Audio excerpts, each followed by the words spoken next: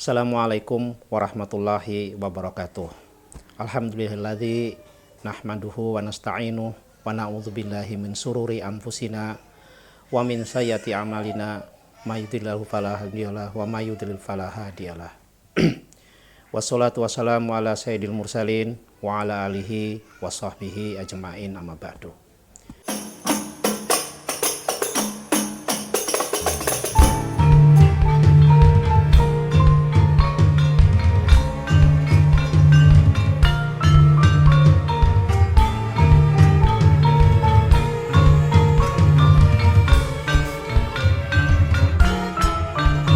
Para santri dan para pemirsa yang budiman, tiba jugalah kita akhirnya di bulan Ramadan 1441 Hijriah. Bulan di mana segala sesuatu sangat istimewa sekali. Segala sesuatu sangat luar biasa. Tidur jadi ibadah, lapar jadi ibadah, makan jadi ibadah, minum jadi ibadah. Lapar itu karena kita puasa jadi ibadah. Makan dan minum karena kita sahur dan berbuka itu jadi ibadah. Jadi memang lalu kalau sholat malam juga jadi ibadah. Jadi qoma Ramadana itu imanan wahtisaban itu karena iman, karena mengharap ridha Allah itu ghufira lahu ma taqaddama min dzambi. Diampuni dosa-dosa yang dilakukannya. Karena itu tidak aneh kalau pada bulan Ramadan orang jadi sangat bersemangat beribadah. Orang tiba-tiba menjadi seorang abid. Ini istilah dalam bahasa Arab yang artinya orang yang suka beribadah. Jadi bulan Ramadan tuh orang tiba-tiba gitu ya, jadi abid.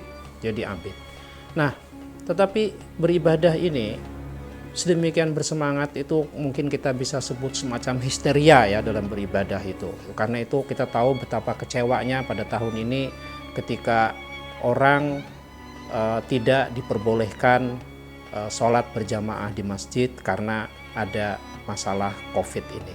Sedih mereka gitu. Tetapi sebenarnya itu tidak perlu berlebihan karena pada dasarnya ini juga sholat sunnah dan pada dasarnya juga Rasulullah pun kadang-kadang menurut riwayat itu biasa tidak melakukan sholat tarawih atau melakukannya di rumah. Khawatir kalau sholat tarawih itu nanti disangka oleh umatnya menjadi sholat wajib. Kenapa? Ya indikasinya kelihatan, salah kaprahnya banyak sekali. Sedemikian bersemangat ada yang mengira sholat tarawih itu wajib. Ya, cara memperlakukan sholat tarawih itu seperti sholat wajib. Sebulan penuh ke masjid, anak istri di rumah ditinggal. Karena ada anak, istrilah yang diserahkan ngurusi gitu. Padahal dia mungkin lebih afdal kalau juga sekali-sekali melaksanakan sholat jamaah dengan anak, terutama istrinya yang karena mengurus anak atau karena memasak tidak sempat sholat berjamaah. Nah ini pentingnya ilmu pengetahuan yang melandasi ibadah. Karena ilmu itu atau ibadah itu pada dasarnya samaratul ilmi, buah ilmu pengetahuan. Jadi ibadah apapun itu harus dilandasi ilmu pengetahuan. Ya. Jadi ada satu cerita. Ada seorang muda yang baru saja menikah gitu. Kemudian ketika Ramadan tiba, dia langsung pada hari pertama itu ke pesantren untuk belajar agama. Nah, belajar agama lah dia. Buka di situ, puasa di situ. Gitu. Nanti sebulan penuh itu mengikuti pengajian kiai itu. Nanti satu hari menjelang Idul Fitri atau 2 hari menjelang Idul Fitri baru dia pulang. Tahun berikutnya dia begitu lagi, tidur di masjid itu gitu. Kadang-kadang ketika kiai memberi pengajian dia sudah tidur gitu atau setengahnya tidur, pokoknya tiap tahun begitu. Itu berlangsung sampai 7 tahun. Nah, di tahun ke-8 ketika dia datang sambil setengah tidur, setengah mengantuk, dia mendengar kiai membaca atau mengemukakan pengajian tentang fikih Ramadan. samar-samar dia mendengar bahwa pada puasa itu kita tidak boleh makan dan minum dan tidak boleh melakukan hubungan suami istri sepanjang siang. Kalau malam tentu saja boleh, kata kiai, karena puasa itu memang siang. Jadi yang tidak boleh itu siang harinya. Dia tiba-tiba kaget terbangun. Maksud Pak Yai apa? Maksudnya apa, kata Pak Yai? Jadi berhubungan suami istri boleh Pak Yai malam? Boleh. Bulan Ramadan? Boleh. Boleh. Kata siapa? Enggak. Waduh, saya selama ini berarti salah paham Pak Yai. Saya kira malam juga enggak boleh. Makanya saya, jadi singkat cerita, dia 7 tahun itu dia pergi ke pondok itu untuk belajar karena menghindari hubungan suami istri itu. Jadi tahun berikutnya dia tidak muncul-muncul lagi di pesantren itu. Tahun berikutnya juga tidak muncul-muncul lagi. Nah, ini karena tadi itu tidak tahu ya bahwa sebenarnya tidak bolehnya itu pada siang hari.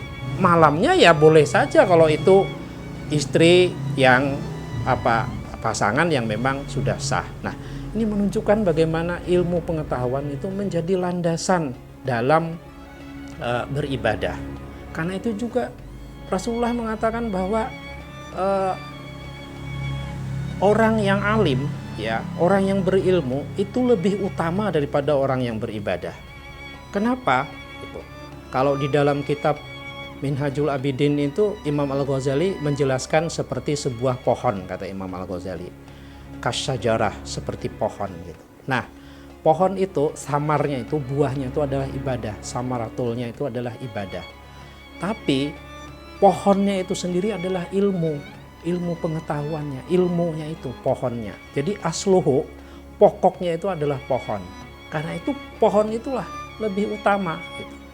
Nah, karena itu juga di dalam kitab ini juga Imam Al-Ghazali menukil sabda Nabi yang mengatakan bahwa al-ilmu imamul amali. Ilmu itu imamul amal, pemimpinnya amal gitu.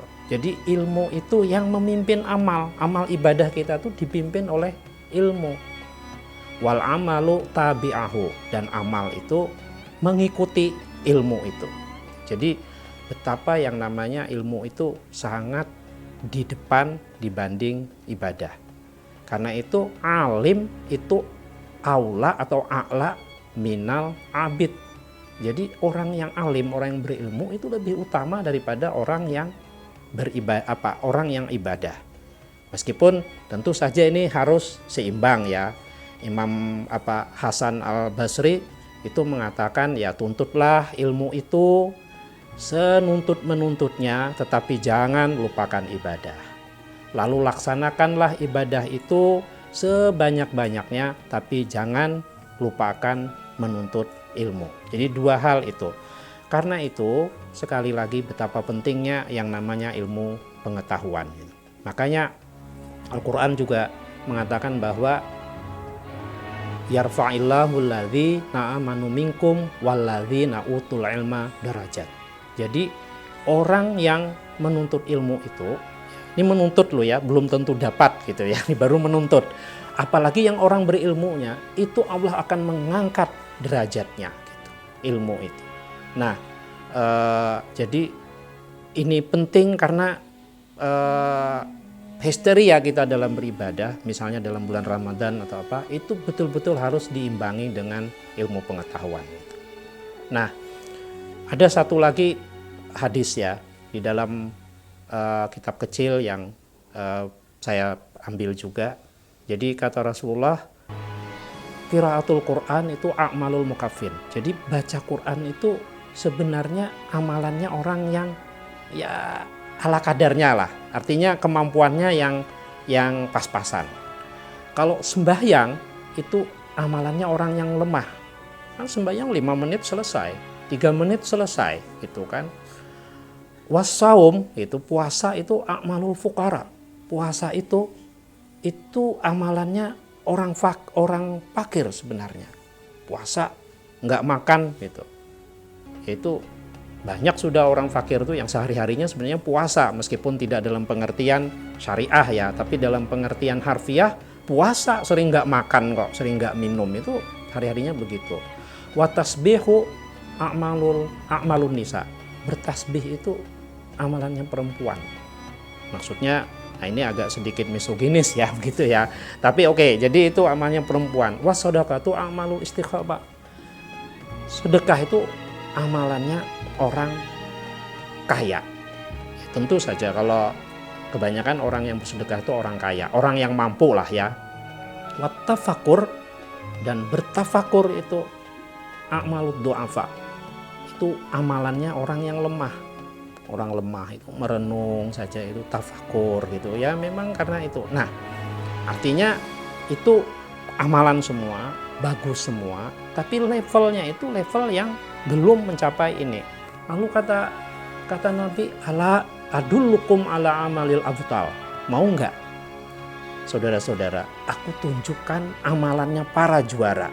Abtal tuh. Jadi mau nggak, maukah kalian adullukum ala amalil abtal? Aku tunjukkan amalannya para juara.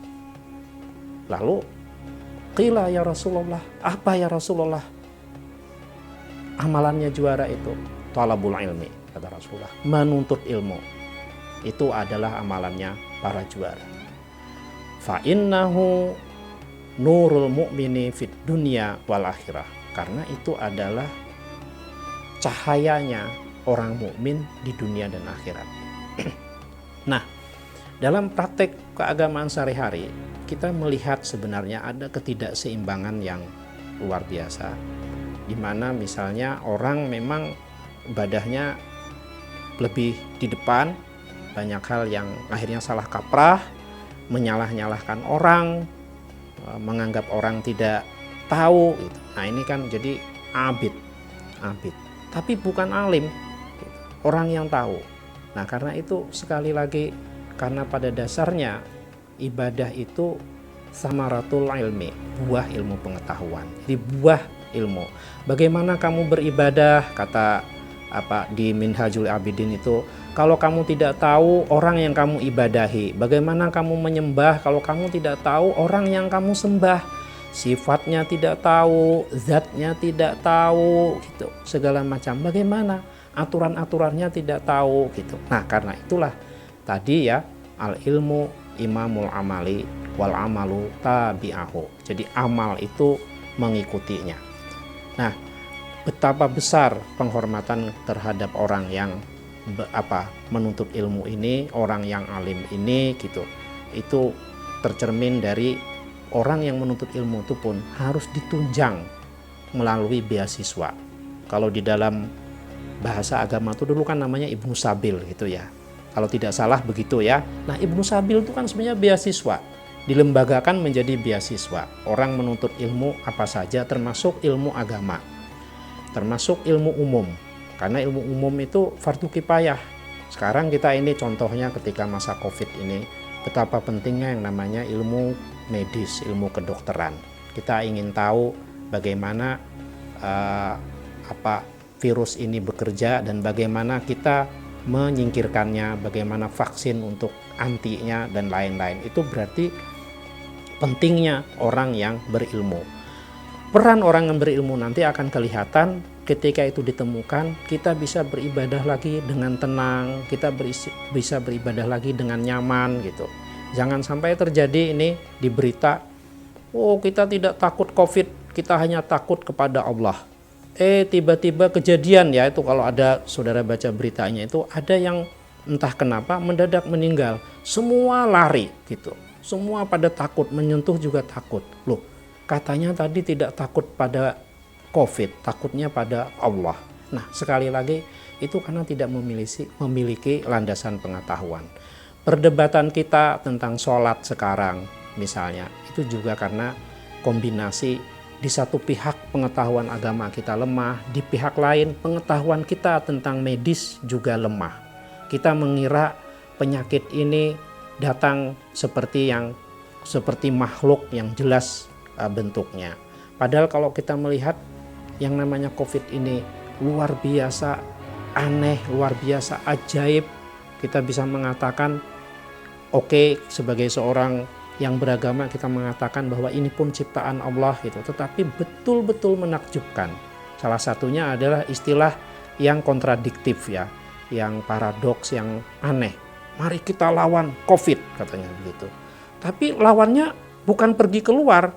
Kalau kita lawan itu kan biasanya kita pergi keluar lalu melawan. Misalnya ada orang yang mau menyerang kita, ayo kita lawan, kita keluar dari rumah, kita bawa pedang, kita bawa senjata, kita serang. Kalau ini enggak, kita lawan, justru kita disuruh sembunyi di rumah. Justru kita disuruh tinggal di rumah saja. Justru kita disuruh ibadah di rumah saja. Nah, kan itu betul-betul aneh kan itu. Melawan tapi disuruh tinggal di rumah saja. Nah, demikianlah. Yang jelas kesadaran kita gitu, kerendah hatian kita pada situasi ini bagian dari tawadhu kita kepada realitas yang diciptakan oleh Allah Subhanahu wa taala. Demikian para santri dan para pemirsa yang budiman, afwa minkum, wassalamu alaikum warahmatullahi wabarakatuh.